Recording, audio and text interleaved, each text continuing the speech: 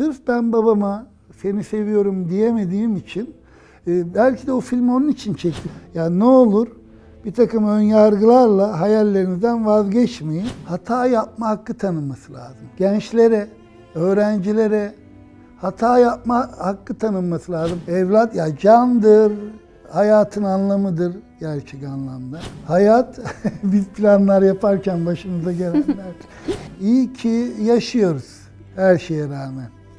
Oyunculuğunuz, mizah gücünüz, herkesin evet dediğine koca bir gönüllülükle hayır diyebildiğiniz o hoş tavrınızla ve koca yürekliliğinizle sizleri tanıyoruz. Namı diğer Mandro filozofu, gerçek ismiyle Müfit Can Saçıntı hocam, hoş geldiniz. Hoş bulduk. Biz sizi bugünkü halinizle tanıyoruz. Bugün ekranlardan bize yansıyan halinizle tanıyoruz ama insan bugün ve bu andan ibaret bir varlık değil. Dününüz var ve yarına dair umudunuz, hayalleriniz var. Çocukluğunuza gidip nasıl bir evde doğdunuz, nasıl bir pencereden hayata baktınız, o evi bize biraz anlatsanız. Şimdi nasıl bir evde doğdum? Aslında Kırıkkale'de babam görev yaparken Sungurluluyuz, biz Çorum Sungurlu. Orada Çorumlu olayım diye doğum için oraya getirmişler. Doğduğum yer aslında dedemin, anneannemlerin olduğu bir ev, sobalı bir ev. Bunun önemi niye sobalı diye altını çizdim. Bebekken soba devrilmiş, daha kırkım çıkana kadar oradaydım. Şurada bir leke var, vardır. Bunu da ilk defa size açıldı söylüyorum. Bir kıvırcım gelmiş, o zaman şuradaymış. Araya sıkışmış soba devrilince şeyden. Burada bir yara izi olmuş. Ben büyüdükçe tabii o buraya kadar geldi. Burada artık sakal çıkmıyor. Sungurlu ilçesinde sobalı bir evde. Hatta evin de salonu, bir oda bir salondu o zaman galiba. İşte yapılmış. Kırkım çıkana kadar oradaydım. Sonra işte Kırıkkale'ye geri döndük. 7 yaşına kadar Kırıkkale'deydim. Baba memur olunca, asubay olunca tayinler birbirini izledi. Annenizle babanızla ilişkiniz nasıldı? Ayrı ayrı. Aranızda duvarlar var mıydı? Duygularınızı rahat ifade edebilir miydiniz? O ilişkiden size bugüne ne kaldı? İzler diyorsunuz. Şimdi mesela çocuklukta kalan izleri, hani yara soğukken hissedilmez bir şey, sıcakken yara. Sonradan biz bazı şeylerin bir yara izi olduğunu anlayabiliyoruz. Çünkü çocuk hangi dünyanın içine doğduysa o dünyayı normal kabul ediyor. Annem babamla ilişkim, babamdan başlayayım. Babam şimdi asubay deyince, asker deyince daha böyle otoriter bir ev gibi algılanabilir. İşte askerliğin çağrıştırdığı bir takım değerler var diyelim. Ama benim babam bir demokrattı ve yani herhangi bir babaya göre asker olmasından dolayı bir sertliği var mıydı? Ya bizim zamanımızda bütün babalar biraz sertti. Bizimkinin hiç değilse siniri çabuk geçiyordu falan ama her şeye rağmen herhangi bir sıkıntı yaşatmadı bize. Manevi olarak da işte maddi olarak da yine dediğim gibi onu normal sanıyorduk. Bir memur maaşıyla yaşadık.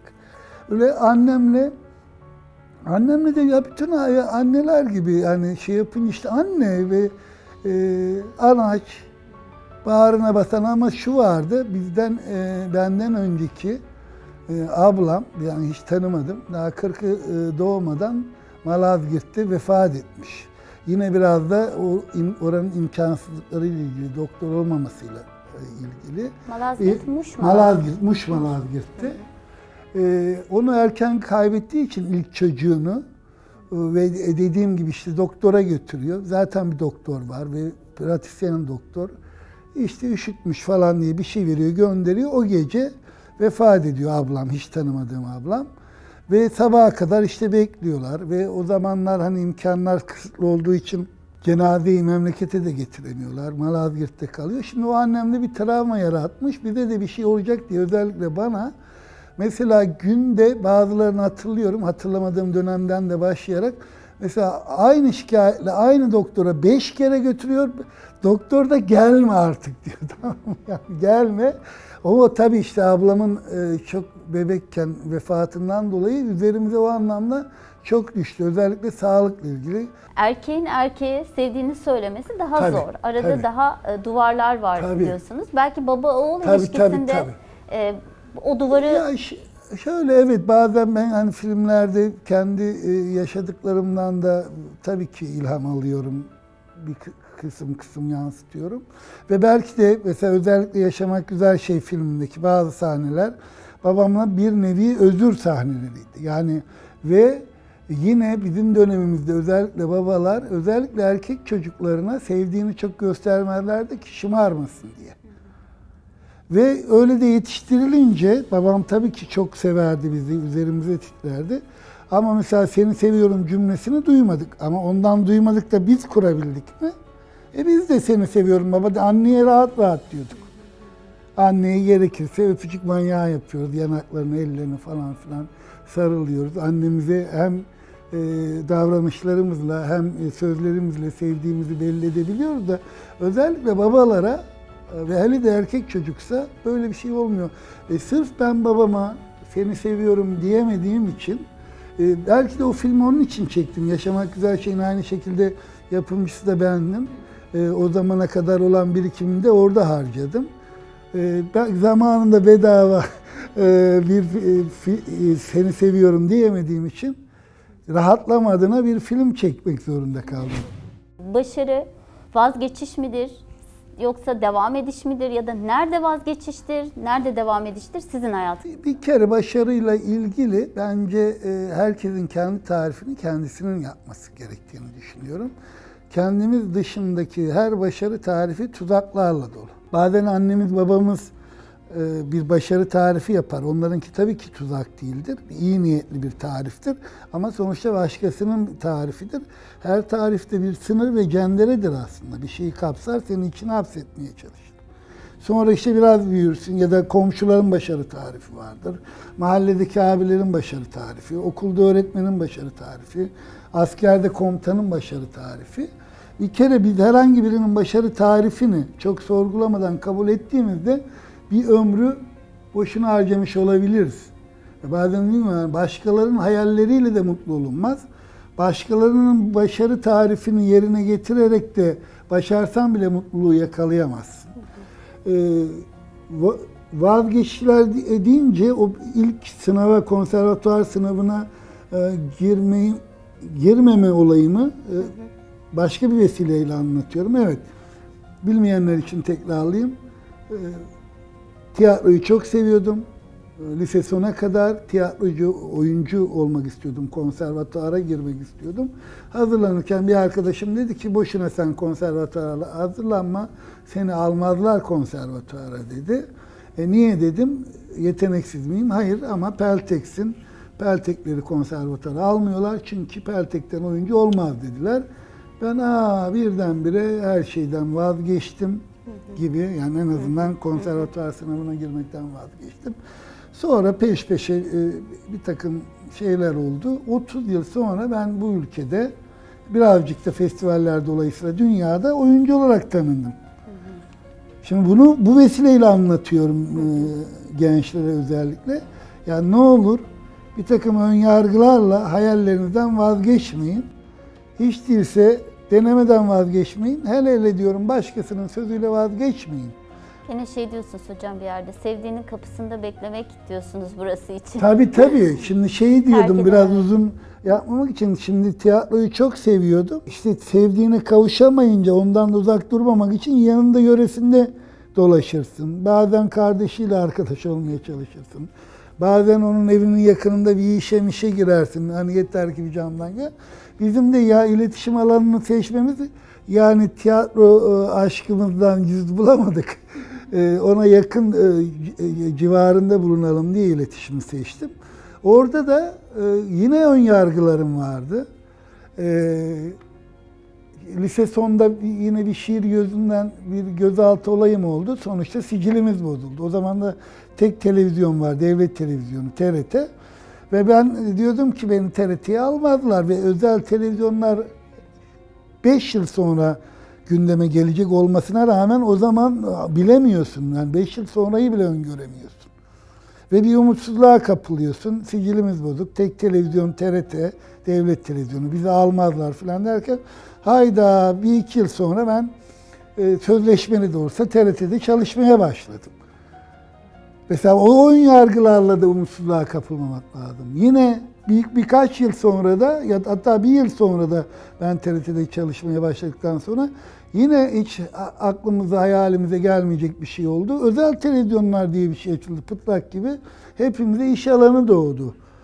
Ve o yüzden bazen gençler çok karamsar, umutsuz oluyor. Diyorum ki yani abi bu yani nasıl kendine bu kadar güveniyorsun bu negatif konuda yani 3 yıl sonrası karanlık, 5 yıl sonrası karanlık. Sen bugünün aklıyla düşünüyorsun. Ve bir akıl silsilesiyle 3 yıl sonrayı öngörmeye çalışmıyorsun. Bir takım ön yargılarla, şartlanmalarla, klişe düşünce kalıplarıyla 5 yıl sonraya bakıp abi işte umutsuz, karamsar falan yok öyle bir şey. Biz geçmişimize baktığımızda hayat gerçekten sürprizlerle dolu. Önemli olan o sürprizlere hazır olmak. Yani şans kapınızı çalacak diyorum ama şans kapıyı çaldığında sen o şansa hazır mısın? Hazır olacak mısın? O hazırlık aşamasında bir bekleyiş var, sabır var. Sizin hayatınızda da o var. Yani sevdiğimin kapısında bekledim kısmı, orası sabır ve gayret kısmı. Aslında belki biraz burayı güçlendirmek lazım. Ama bir de hayatımızda kırılma anları var. Bu bölümde de biraz hayatınızdaki kırılma anlarını konuşalım istiyorum. Kalpten kırılma anları. Nasıl? Belki oraya da gireriz, siz bilirsiniz nereye girmek isterseniz. Hayatımızda birçok insan gelip geçiyor yanımızda. Ve bize bir sürü tesiri oluyor, etkisi oluyor, izi oluyor. Sizin hayatınızda, bugün bu insan olmanızda etkisi olan bir insan. Bir insan değil de birkaç insan sayalım o isterseniz. Herkes herkesten bir şey öğrenir. Yeri gelir bir çocuktan, çocuk deriz 7 yaşındaki bir çocuktan da bir şey öğrenir. Çocuk da yeri gelir hocamız olur. Dolayısıyla ben hayatın her alanında mutlaka bir çocuktan bile bir şeyler öğrenmişimdir.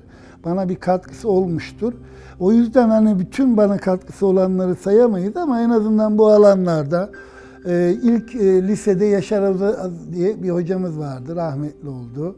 Tiyatro konusunda ilk sevgiyi aşılayan, bilgiyi aşılayan o. Sonra Kartal Sanat İşleri Tiyatrosu'nda İsmail Işılsoy hocamız, sonra Levent Kırca hocamız beni yani hayatın ilk basamaklarında bu alanda çok katkıları olmuştur. Rasim Öztekin, Oya Başar ve dediğim gibi çok kişi var. Hiç değilse 5-6 kişiyi saymış olayım. Verdiğiniz mesajlarda, çektiğiniz filmlerde, oyunculuğunuzda, senaryosunu yürüttüğünüz ve bize yansıyan halde bir karşıyım modu var. İtirazım var. Evet. Ama herkesin içinden hayır dediği ama dışından evet deyip aşamadığı o şeylere hayır diyebilmenin bedeli var. Ve hayır diyebilmek herkes için çok da kolay değil. Ben sizin şu anda hayır dediklerinizden ziyade ilk hayır dediğiniz, ilk itirazım var dediğiniz çocukluk dönemlerindeki itirazınızı ve ödediğiniz bedel varsa şayet onu öğrenmek istiyorum. Bedeller de çok eğitici, öğretici, insanın karakterlerini oluşturucu şeyler. Biz hani bedel ödedik falan böyle anlatılacak kadar bir büyük bedel ödediğimi de düşünmüyorum ama o konularda bazen bakış açım değişik oluyor. Ben diyorum ki diyelim ki yönetmenlik yaptığım dönemde ekip arkadaşlarımıza, ekip şeflerimizin problemleri sevin. Mesela diyelim ki bir tanesi geliyor, yine o problem çıktı, bu problem çıktı, şikayet ediyor falan, bunu faraza söylüyorum. Geliyor, diyorum ki ya bak problemden şikayet etme, problemi sev. Niye? O problem senin varlık sebebin. Bir problem çıkacak ve sen onu çözeceksin diye, böyle bir insana ihtiyacımız var diye sen bugün burada o koltuktasın.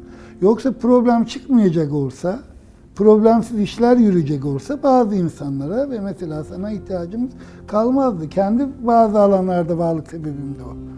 O yüzden ben yani kolay kolay ağlamam, şikayet etmem, eleştiririm ama ağlamam ve şikayet etmem aynı şey değil. Ve bu problem çıktığında da yeri gelir hani ya sevinmemiz lazım. Varlık sebebimiz de onu aşacağız, çözeceğiz, edeceğiz. Birine bir faydamız dokunacak, kendimize bir faydamız dokunacak. Öyle olunca o bedeli de hani bedeller ödedik. Tabii her şeyin bir bedeli var. Onun tarifi zaman zaman değişiyor da değerlendirmesi.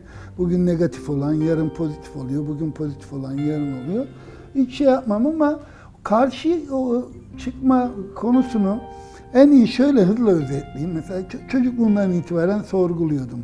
Yani saati niye sol kola takıyoruz? Uzatmayayım. Hani niye takıyoruz? Bir sebebi varmış zamanında. O sebep geçerliliğini yitirmiş. Yani kurmak zorundaydık. Kurma kolu sağda diye sol kola takıyorduk. 40 yıldır otomatik saatler. Kurma gerekliliği yok. Bu yüzden. İşte efendim kadınların düğmesinin sol tarafta olmasının sebebi işte bir takım konteslerin, lady'lerin, düşeslerin bol düğmeli elbiseleri Orta Çağ'dan itibaren ve karşıdaki hizmetçisi kolay iliklesin diye. Şimdi aradan geçmiş 300-400 sene. Aramızda lady yok, kontes yok, düşes yok. Niye hala burada? Yani çocukluğundan itibaren takılmış. Çünkü bu tür alışkanlıklar, bu tür düşünce kalıpları kolay kolay kırılmıyor. Karşıyımda da yani hayata bakarken de sorgulayıp, çünkü bak o saat örneğinde de zihnimizde gereksiz yükler var. Takmışız bak sebebini bilmiyoruz. Böyle bir dünyaya doğduk. Sol koluna takıyor ya. Abi sağ koluna taktığında bir rahatsızlık hissediyorsun. Bunun bütün bu şeye rağmen. Çünkü yani böyle bir dünyaya doğmuşsun. Birilerinin telkin yoluyla sol kola takılır. Sol kola, sol kola.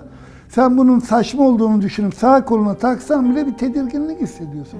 Hayatın alanında bu kadar zihnimize yüklediğimiz, ruhumuza yüklediğimiz o kadar çok yük var ki. Benim karşıyım çıkışı aslında yani bir karşı açıdan bakmak. Güzel bir atasözü. Diyor ki karanlığa küfretme bir mum yak.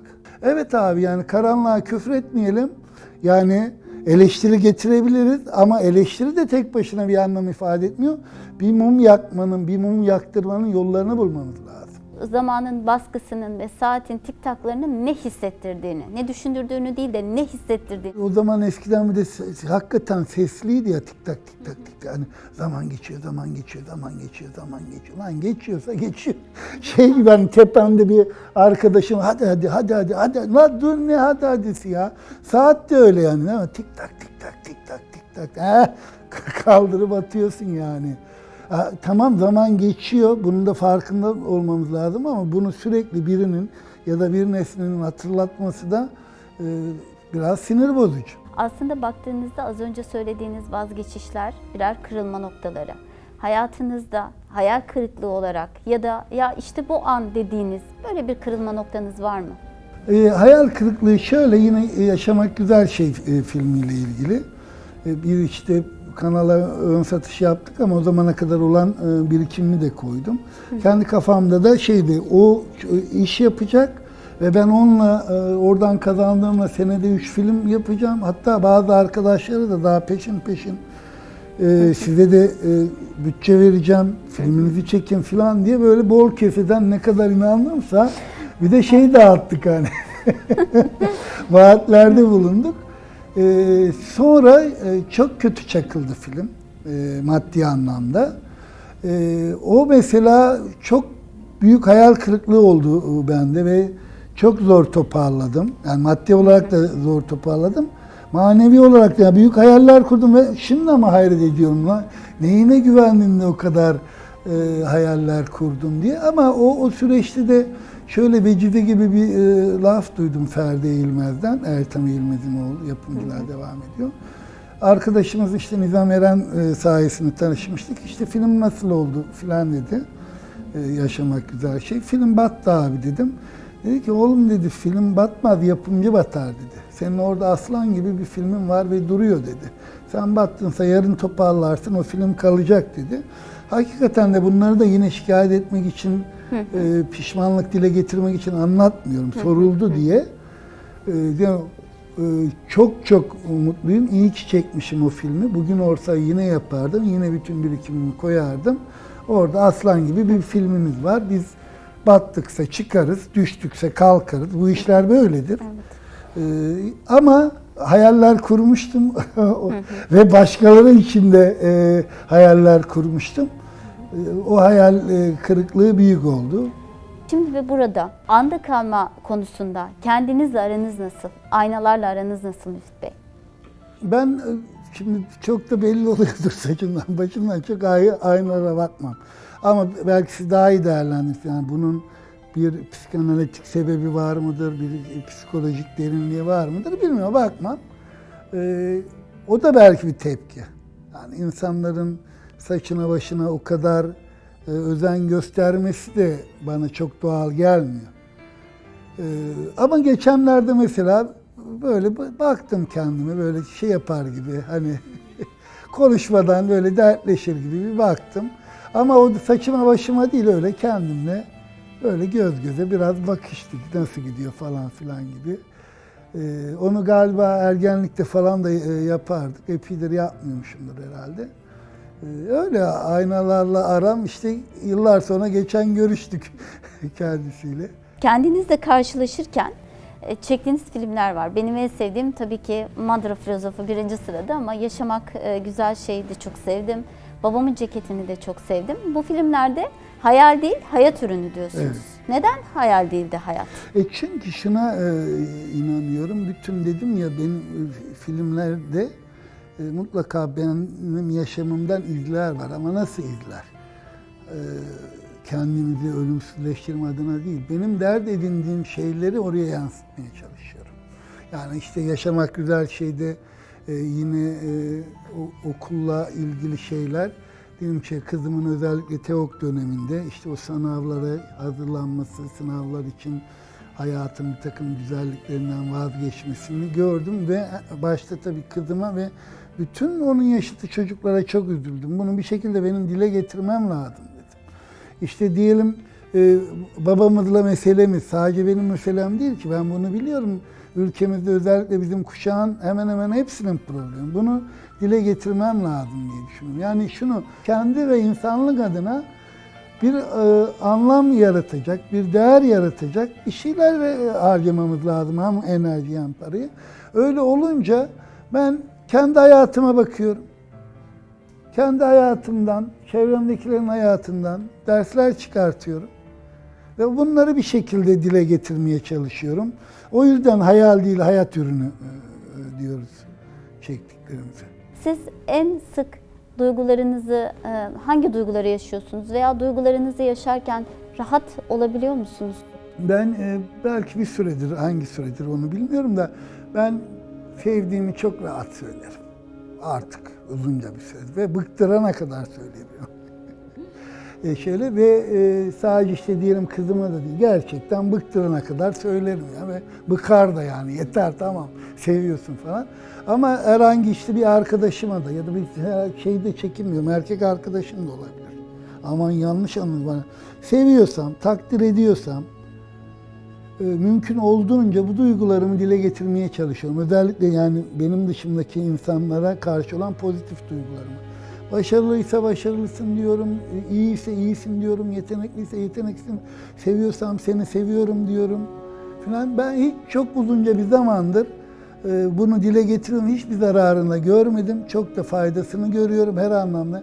Hem karşıdakiler mutlu oluyor, bir takdir hissini yaşıyor, hem benim bir duygum içimde kalmamış oluyor, onları mutlu görünce ben mutlu oluyorum. Hiçbir zararını görmedim. Son bölümde de doğru veya yanlış cevap yok. İnsanın kendine dair hissettiği cevap var aslında. Bu biraz serbest çağrışım bölümümüz bizim. Ben size bazı kelimeler söyleyeceğim. Tamam. Siz de bu kelimelerin sizde anımsattıklarını veya hissettirdiklerini. Mutluluk, Mutluluk kendi tarifindir. evlat, Evlat ya candır, hayatın anlamıdır gerçek anlamda. öteki, Öteki anlaşılmaya muhtaç. eş, Eş, can yoldaşı, hayat arkadaşı. hayat, Hayat, biz planlar yaparken başımıza gelenler. dostluk, Dostluk az ama öz olmalı. korku, Korku faydalı bir şeydir aslında. iyi ki, İyi ki yaşıyoruz her şeye rağmen. kardeş, Kardeş candır. aşk, Aşk bir hastalıktır. çocukluğunuzdaki koku, Çocukluğumdaki koku, işte annenin, elmanın, domatesin, her şeyi kokusuyla bir duygusal bağ kurabilirdik. bir film vardı. Bir film vardı, e, füze filmi. Bir şarkı vardı. Bir şarkı bu sabah dinledim, o geldi. Sen gamlı hazan. Söylemek ister Ben misin? gamlı hazan, sense baharsın, dinle de vazgeç. Sen kendine kendin gibi taze bir bahar seç. İşte son bir soruyla vedalaşacağız. Ölüm de hayat kadar gerçek ve biz bugün hayatı konuşuyoruz. Ölümü meclislerimize de çok almıyoruz ama gerçek olduğunu biliyoruz. Ve öldükten sonra da arkamızda bazı izler bırakıyoruz. Evet. Allah uzun ömürler versin size. Ama bir gün bu dünyadan gittiğinizde sizi nasıl hatırlasınlar istersiniz?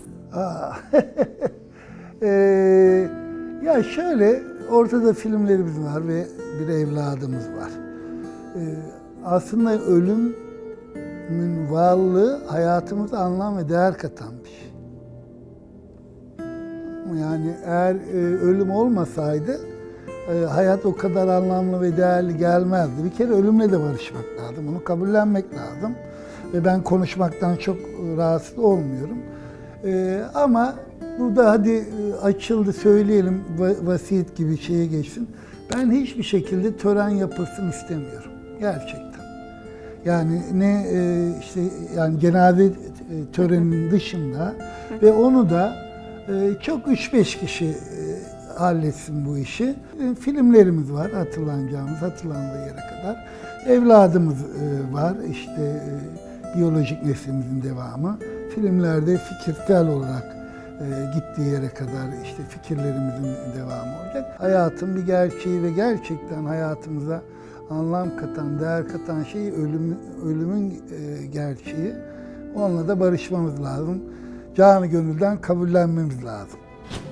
En uzun yolculuk insanın kendi hikayesine ve kendi içine doğru yaptığı yolculuk ve hepimiz bir diğerinin hikayesinde kendi yolculuğumuza dair de dersler çıkarıyoruz. Bugün Müfit Bey'in bildiğimiz yüzünün dışındaki yolculuğuna, kendi arka sokaklarına beraber yolculuk yaptık ve hepimiz gene kendimize dair çok dersler çıkardık. Bu keyifli sohbet için kendisine çok teşekkür ediyoruz ve diğer hikayelerimizi heyecanla hepimiz gene kendi yolculuğumuzu tamamlamak ve tam anlamak niyetiyle bekliyoruz. Takipte kalınız.